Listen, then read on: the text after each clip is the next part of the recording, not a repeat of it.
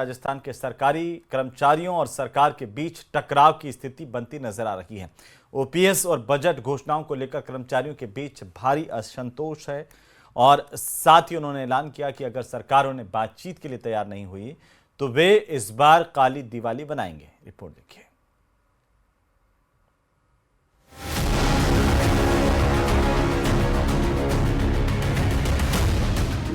OPS पर are पार की टक्कर, राज्य कर्मचारियों का हल्ला बोल, सरकार से नाराज हुए कर्मचारी, सरकारी कर्मचारियों और सरकार के बीच असंतोष और टकराव बढ़ता नजर आ रहा है।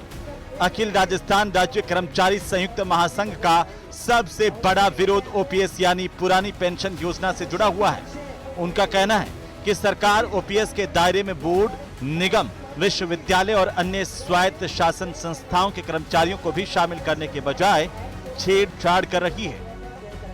इसके अलावा बजट 2025-26 में घोषित कई कर्मचारी हितैषी प्रावधानों को लागू करने में भी उदासीनता दिखाई जा रही है।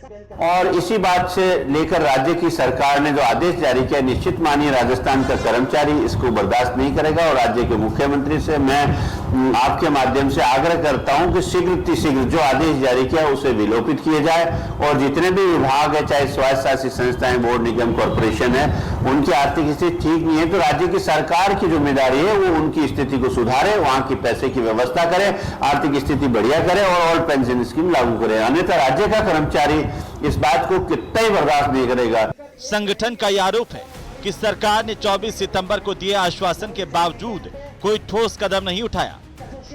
3 हफ्ते बीत जाने के बाद भी ना कोई बैठक हुई, ना आदेश जारी हुए। इस मामले को लेकर प्रदेश के सभी जिला मुख्यालयों पर 15 अक्टूबर को कर्मचारी महासंघ ने धरना प्रदर्शन करने का ऐलान किया है। साथ ही चेतावनी दी कि अगर 15 अक्टूबर को सौंपे जाने वाले ज्ञापन के बाद भी सरकार बातचीत के लिए तैयार नहीं हुई तो 20 अक्टूबर को प्रदेश भर में कर्मचारी काली दिवाली मनाएंगे। इससे पहले भी कर्मचारी संगठनों की ओर से विन विन मांगों को लेकर के, आंदोलन को लेकर के चेतावनी दी गई थी। अब देखना यह होगा कि सरकार की ओर से, जब पिछली सरकार ने चुनाव के दौरान इसे लेकर के घोषणा कर दी थी, उसके बावजूद अब कर्मचारी इस फैसले के बाद में क्या कदम उठाता है। कैमरा पर्सन मान सिंह के साथ में अरबाज अहमद, न्यूज़ 18 के लिए जयपुर से। तो प्रदेश के करीब 6 लाख नॉन गजेटेड कर्मचारियों को दिवाली का बोनस मिलेगा। मुख्यमंत्री और वित्त मंत्री की मंजूरी के बाद वित्त विभाग ने एडॉक बोनस के आदेश जारी कर दिए हैं। सोमवार दोपहर बाद ही वित्त मंत्री और डिप्टी सीएम ने बोनस को मंजूरी दी थी। करीब 6 लाख कर्मचारियों को दिवाली का एडॉक बोनस का भुगतान होगा। बोनस का 75% पैसा नकद और 25% कर्मचारी के जीपीएफ खातों में जमा होगा। राज्य कर्मचारियों के अलावा पंचायत समिति, जिला परिषद के कर्मचारियों को भी बोनस मिलेगा। सरकार ने पिछले दिनों ही कर्मचारियों का डीए 3% बढ़ाने की घोषणा की थी। अब बोनस की घोषणा की गई है। दिवाली से पहले हर साल बोनस दिया जाता है।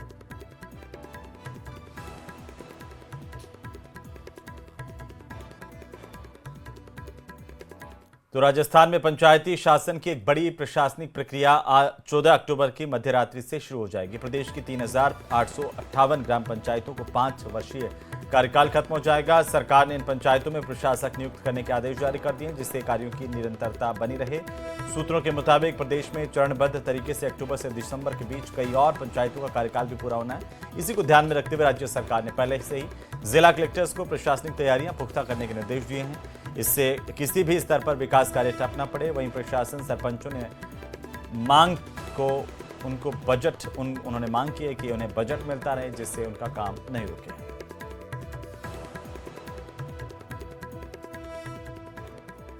आज 3848 ग्राम पंचायतों का कार्यकाल पूर्ण होने जा रहा है और राज्य सरकार निवर्तमान सरपंचों को वहां पर प्रशासक बनाने जा रही है। इसके लिए मैं राज्य के मुख्यमंत्री माननीय भजनलाल जी शर्मा साहब, पंचायत राज मंत्री मदन दिलावर साहब और ग्रामीण विकास मंत्री करोड़ीलाल जी मीणा का एक बार फिर राजस्थान सरपंच संघ की तरफ से धन्यवाद देता हूं और आशा व्यक्त करता हूं कि इसी तरह से जो विश्वास उन्होंने हम पर जताया है। राजस्थान में 3848 ग्राम पंचायतों का कार्यकाल खत्म हो जाएगा। सरपंचों को ही यहां पर प्रशासक नियुक्त करने के आदेश पहले जारी कर दिए गए थे। इससे पहले अगर देखा जाए तो लगातार सरपंचों की ओर से जो आंदोलन किए गए थे उसके बाद में सरकार ने ये आदेश जारी किए थे। फिलहाल सरपंचों की ओर से मांग की गई है कि उन्हें जिससे प्रशासक नियुक्त किया जा रहा है, मौजूदा हालात में इन पंचायतों के अंदर जिस तरह से कामों की ज़रूरत है वहाँ पर सरकार की घोषणाओं के मुताबिक बजट पहुँचाया जाए ताकि काम जारी रह सके और विकास हो सके। कैमरा पर्सन मान सिंह के साथ में अरबाज अहमद, न्यूज़ 18 के लिए जयपुर से। वहीं उदयपुर में प्रधानमंत्री के आर्थिक सलाहकार प्रोफेसर गौरव वल्लभ ने राहुल गांधी पर जमकर निशाना साधा है। उन्होंने कहा कि कांग्रेस पार्टी की विचारधारा पाकिस्तानियों की विचारधारा से मेल खाती है। राहुल गांधी संसद में वही सवाल पूछते हैं जो पाकिस्तान की मीडिया भारत से पूछता है। उन्होंने राहुल गांधी को पाकिस्तान से चुनाव लड़ने और कांग्रेस पार्टी को पाकिस्तान में स्कोप तलाशने की सलाह दी है। क्या कुछ कहा, जरा सुनिए। वाला वाक्य था, ये मेरे खिलाफ का नहीं था, ये राहुल गांधी को अज्ञानी अयोग्य घोषित करने वाला वाक्य था। मल्लिकार्जुन खड़गे को अयोग्य घोषित करने वाला वाक्य था। प्रियंका गांधी और सोनिया गांधी को अयोग्य घोषित करने वाला वाक्य था। और वो महिला आज भी कांग्रेस में है क्योंकि वो नेपो किड है। तो Congress party is an association of PS and nepo kids. एक अपने शहर का भी पीए है, वो भी कांग्रेस पार्टी में इसलिए क्योंकि वो पीए है। और पीए लोगों की कांग्रेस पार्टी में, नेपो किड्स की कांग्रेस पार्टी में तूती बोलती है। राजस्थान में वंशवाद और परिवारवाद के ध्वज फ्लैग बियरर, ध्वजवाहक है अशोक गहलोत। मुझे तो लगता है कि राहुल गांधी जी की स्क्रिप्ट क्या पता पाकिस्तान से लिख के आती हो। लीडर ऑफ अपोजिशन वो भारत में है। भारत के करदाता उनके ऐशो आराम के लिए, उनकी गाड़ी घोड़ों के लिए, उनके घर के लिए, उनकी सुरक्षा के लिए भारत का करदाता पैसे देता है। पर राहुल गांधी जी पाकिस्तान के सवाल भारत में पूछते हैं, पाकिस्तान की बात वो भारत में करते हैं। और पाकिस्तान के क्रिकेटर्स ने, अभी जब भारत के क्रिकेटर्स ने पाकिस्तान को मतलब 3 मैचों में जिस तरह हमारी सेना ने पाकिस्तान को परास्त किया, हमारे क्रिकेटर्स ने उसी तरह उनको धोया। और पाकिस्तान के क्रिकेटर्स क्या कहते हैं कि भारत में अगर कोई महान व्यक्ति राजनीतिज्ञ है तो वो राहुल गांधी है। हिंदुस्तान के कोई क्रिकेटर नहीं बोलता है, हिंदुस्तान का कोई व्यक्ति नहीं बोलता है। मैं तो ये कहना चाहता हूं कि पाकिस्तान में बहुत बड़ा वैक्यूम है अभी पॉलिटिकल। कांग्रेस पार्टी सीरियसली सोचे कि क्यों ना पाकिस्तान से राहुल गांधी चुनाव लड़े। उधर सीकर में बीजेपी के राष्ट्रीय उपाध्यक्ष और राज्यसभा के सांसद दिनेश शर्मा ने राहुल गांधी पर जमकर निशाना साधा। दिनेश शर्मा ने कहा कि जब राहुल गांधी विदेश में जाते हैं तो उनके मस्तिष्क में भारत के खिलाफ जिन्न निकलता है। उन्होंने कहा कि राहुल गांधी बॉलिंग करना नहीं जानते, केवल बैटिंग करके बोल्ड हो जाते हैं। शर्मा ने कहा कि राहुल गांधी बोलते हैं तो ऐसा लगता है जैसे कोई भारत का बड़ा विरोधी है। यहाँ का पहला ये अधिवेशन है, ये अपने विद्यालय का भी उत्सव मनाएंगे और हम भी जीएसटी उत्सव के साथ साथ शैक्षिक उत्सव मनाने जा रहे हैं। सर, आपने जीएसटी की बात की, लेकिन स्कूल के कार्यक्रम में आप शामिल होने आए, लेकिन स्कूली बैग है वो जीएसटी से बाहर नहीं आया अभी। देखो, आपने शायद पूरा नहीं पढ़ा है। अभी जो उन्होंने जितने पे छूट दी है उसके अलावा उन्होंने एक हमारी टीम पूरे भारतवर्ष की हर जगह सर्वे कर रही है और प्रदेश के मुख्यमंत्रियों के साथ में, वहाँ के वित्त मंत्रियों के साथ बैठ रही है। जहाँ जहाँ इस प्रकार की छोटी छोटी विसंगतियाँ हैं वो हर महीने जीएसटी की बैठक होती है। उधर आजकल सियासत किसी सांप सीढ़ी से कम नहीं है और ये बात खुद दिग्गज नेता मंच से खुलेआम कर रहे हैं। सतीश पूनिया की किताब के विमोचन के दौरान किताब से ज्यादा जिक्र इस बात का हुआ कि किस किस को सांप ने डसा है। अब सवाल यह कि ये सांप कौन है जो पार्टी के अंदर ही नेताओं को डस रहा है। रिपोर्ट देखिए।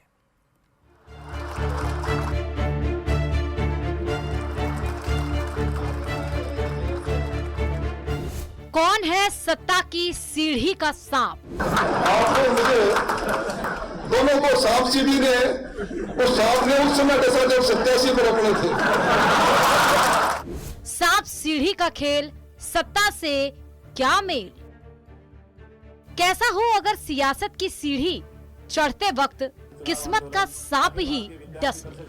कुछ ऐसा ही नजारा देखने को मिला सतीश पुनिया की पुस्तक के विमोचन के दौरान मंच से सियासत के व्यंग बाढ़ ऐसे चले कि पूरे हॉल में हंसी के ठहाके लगने लगे। इस बीच बीजेपी के दिग्गज नेता राजेंद्र राठौड़ ने अपने सियासत के दर्द भरे अनुभवों को साझा करते हुए राजनीति को सांप सीढ़ी का खेल करार दिया। आप मेरे में बड़ी समानता है।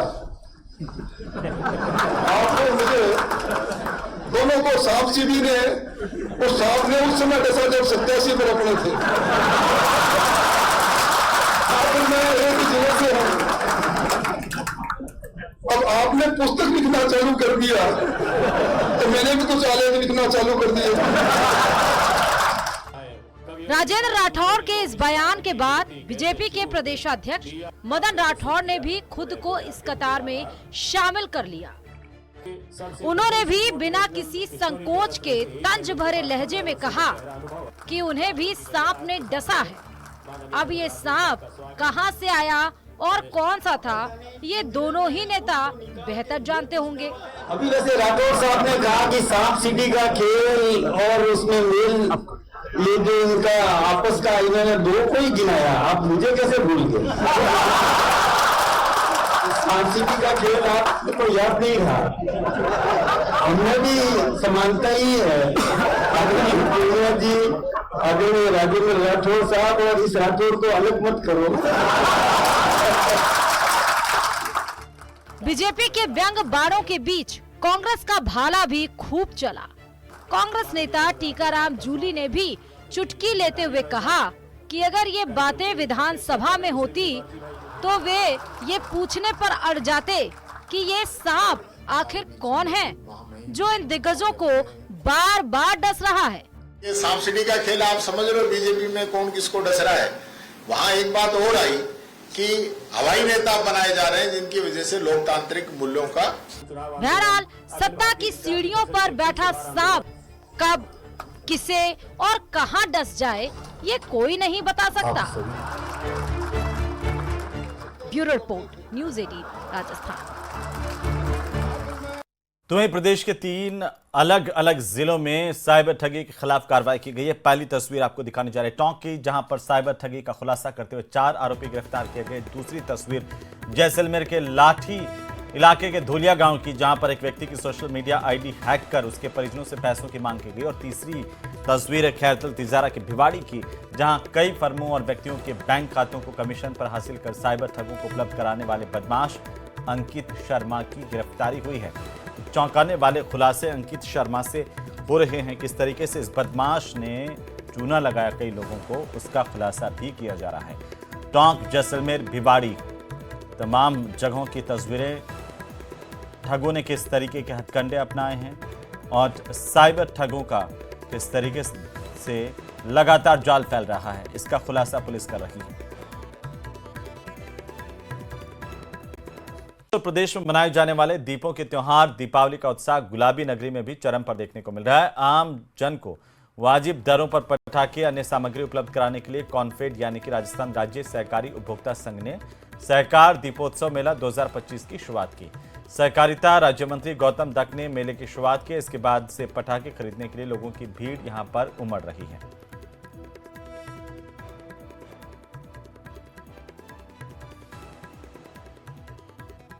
देखिए, आज ही हमने इसको करीब 7 बजे ओपन किया है और इस पर करीब आधा 1 घंटा करीब नंबर आ रहा है लोगों का। और सुबह इसका हमने टाइम रखा है सुबह 11 से रात्रि 9 बजे तक का।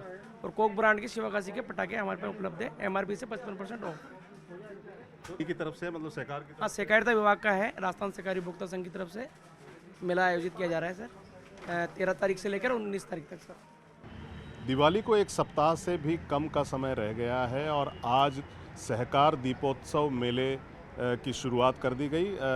मंत्री गौतम दत्त ने जो है आज इस मेले की शुरुआत की है। आप देख सकते हैं ये MMTC का काउंटर है जहां पर जो है सोने के और चांदी के जो सिक्के हैं, भाव जो है सोने चांदी का काफ़ी ऊपर जा चुका है।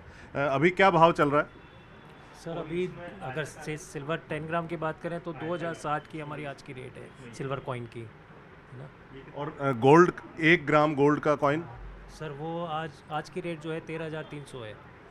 तो आज का रेट जो है काफ़ी ज़्यादा है, 13,300 यानी 1,33,000 रुपये MMTC पैम्प पर। इसके अलावा जो है आप देख सकते हैं कि यहाँ पटाखों के लिए जो है काफ़ी लंबी लाइन जो है अभी से शुरू हो गई है।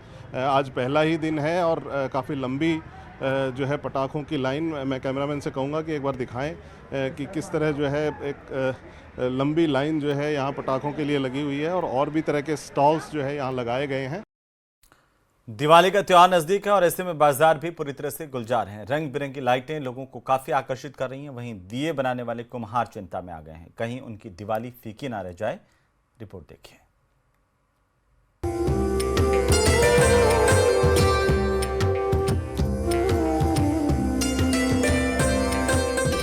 दिवाली का त्योहार, सज गए बाजार, दिए बनाने में जुटे कुम्हार, पिंक सिटी का हुआ श्रृंगार, चाइनीज लड़ियां फीका न कर दे त्योहार।